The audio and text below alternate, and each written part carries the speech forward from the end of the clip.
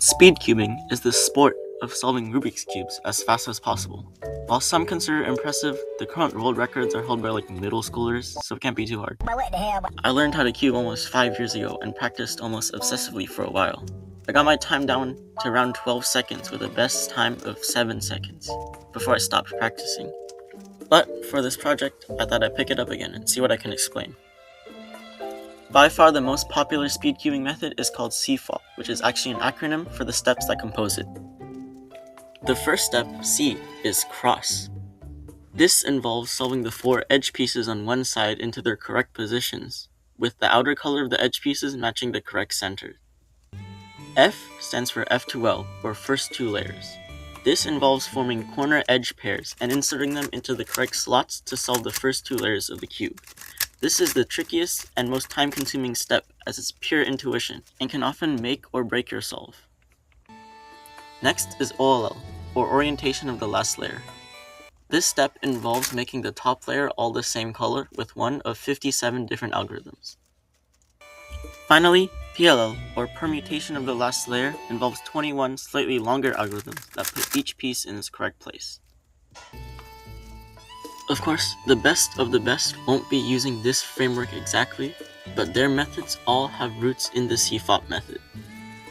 For most intermediate and advanced solvers, CFOP is generally the method they use, and you can get great times by using CFOP and not learning any of the more advanced variations on it.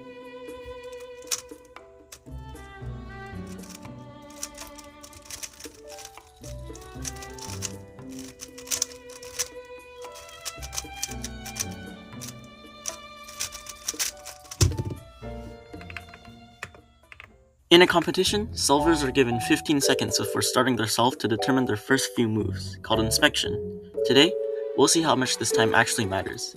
How much slower will my solves be given just 5 seconds of inspection versus the full 15? To perform this experiment, let's go through the 4-step process.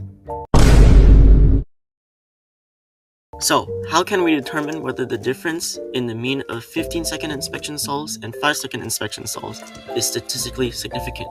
The answer is a matched pairs t-test. This is because we aren't taking data from 2 independent samples. I'm the one solving the cube for both instances, so it's better to randomize the order. I get 15 seconds and 5 seconds of inspection time and determine the difference between the 2 solves each time, then find the mean of those differences. For this experiment, our null hypothesis is mu diff equals 0, and our alternate hypothesis is mu diff is greater than 0, where mu diff is the mean difference of the time achieved with 15 seconds inspection minus the time achieved with 5 seconds inspection. Everyone likes checking conditions. The order of inspection times for each pair will be randomized, so we can consider the random condition satisfied. To perform a t-test, we need a normal distribution. Luckily, I'll be performing 100 solves for 50 pairs in total. So thanks to the central limit theorem, we can consider the distribution normal. We aren't sampling without replacement, so we don't need to worry about the 10% condition. It's time to actually solve the cubes.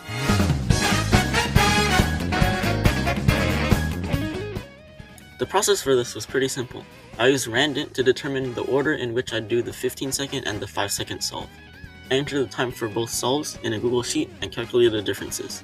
After 50 solves, I determined the mean. And here's all our data. As you can see, we have 1 trial per row. The difference between the solves for each trial is in the rightmost column. Our mean difference in time was 0.591 seconds, which already provides some evidence for the alternate hypothesis. The standard deviation of the differences was 0.94. To perform the significance test, we need to find our t-score, which we do with this formula, and the values that we gathered from the dataset. We find our p-value by finding the area to the right of the score on a t-distribution with 49 degrees of freedom. As you can see, our p-value is basically 0. Having this small of a p-value means that if 15 or 5-second inspection made no difference in solve time, we'd have a very, very low probability of getting a difference of 0.591 or greater by chance alone. So, we reject the null hypothesis. We can determine that there exists a difference between solve time given 5 seconds and 15 seconds of inspection, at least for me. More specifically, solves given 15 seconds of inspection were generally faster than those given 5, which makes sense, and I could definitely feel it. When I got 5 seconds of inspection time, I often didn't have enough time to completely plan out the first step, so I had to take a little extra time to figure it out as I went.